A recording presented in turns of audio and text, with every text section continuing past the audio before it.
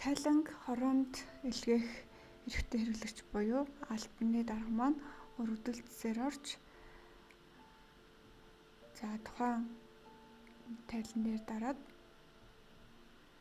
тайлан руу ороод тайлангийн нэр дээр дарж тайланг байгууллагатлгийм. Албаны дарга маань техникийн хороонд тайлан илгээх товчийг дараад ингэхдээ техникийн хорооны гишүүдийг сонгох шаардлагатай. Гишүүдийг сонгосны дараа эцсийн тайланг авсралтаар оруулаад тайланг илгээнэ. Ингэхдээ тайлангийн хороонд гишүүд маань өөрсдөө ирэхээр орон тухайн тайланг танилцаж баталгаажуулсны дараа системээс автоматар тайлан гардаг байгаа. Хорооны гишүүдийн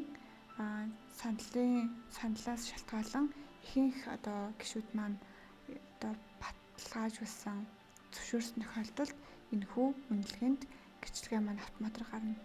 Гишэлгээ маань болохоор гишэлгээ цэцэн дээр харагдах бөгөөд